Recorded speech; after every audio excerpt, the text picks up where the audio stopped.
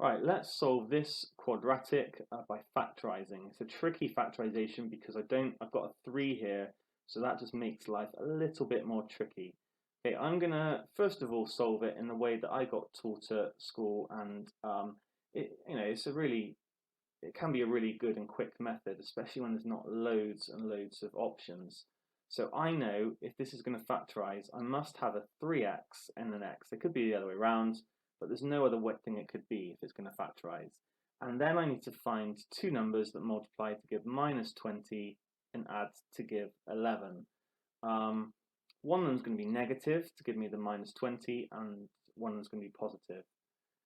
Okay, and now I think let's just try some values.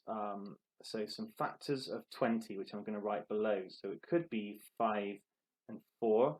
And as I'm going to do this, I'm just going to look at it and see if it works. So I'd get 15x and I'd get 4x. And actually, I think I've managed to stumble on it already.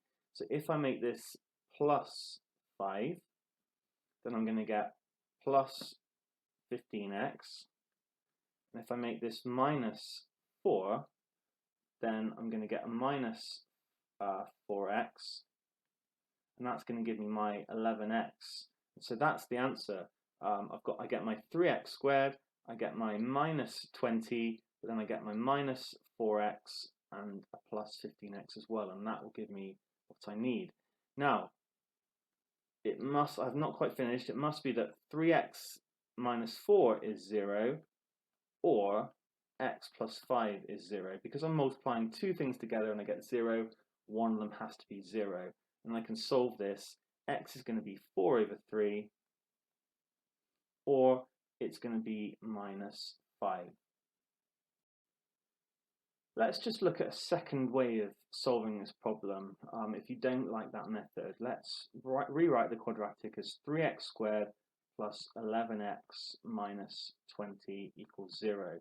In the second method, it's a bit more algorithmic, so actually you can just follow a process to make it work rather than sort of this guessing. Okay, what we do is we multiply the first coefficient by the last coefficient to give us minus 60.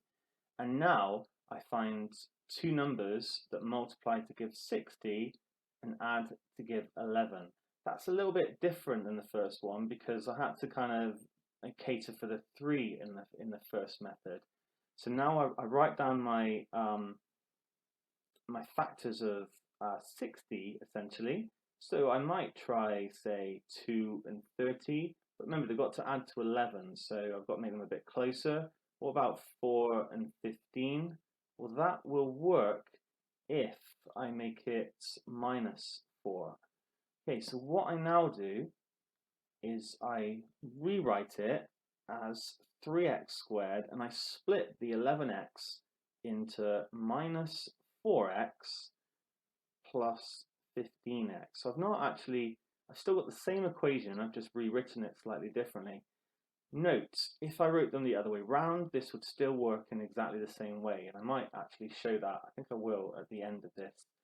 Okay, so now I take the first two terms and I factorize out any common factors. So in this case it's x, and then I create a bracket 3x minus 4.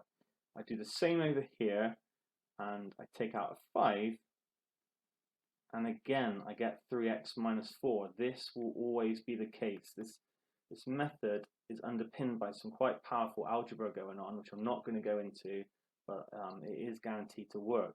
And now I've got a common factor of 3x minus 4, so what I can do is I can actually take out the x plus 5. This is where people quite often are not really sure what's going on, but basically, when I do crab claw method, I multiply the x by 3x and I multiply the x by minus 4. That's exactly what this thing is here. And I do the 5 times that and the 5 times that. That's exactly what that is. So yeah, we can just factorize out. It's a bit like if you have x, y plus 5y, you probably wouldn't think twice about taking out the y and then x plus 5. I've basically done the same thing here, but I've written the x plus 5 first. In any case, we've now factorized it and we could solve it in exactly the same way that I did before. Let's just very quickly look at what if I had written it the other way around. 3x squared plus 15x minus 4x minus 20 equals 0. I'm just trying to show why it doesn't actually matter which way around you write it. Okay, this time round, I take out my highest common factor, it would be 3x, and I'd be left with x plus 5. And then I would take out, I basically want another x plus 5. So I'm going to take out minus 4, and that's going to leave me x plus 5. This is a bit trickier because I might have added 4 and then left these as minus. I don't want to do that. I want the same thing here and here. And then I can factorize out the x plus 5. Let's do that first. Put it first. And then I'd get 3x minus 4. Exactly the same expression, which I could then again solve. So 2 methods for solving this. All of, pretty complicated, it's got to be said, but this is a tricky quadratic to factorize using factorization. But I hope that makes sense, and there we go.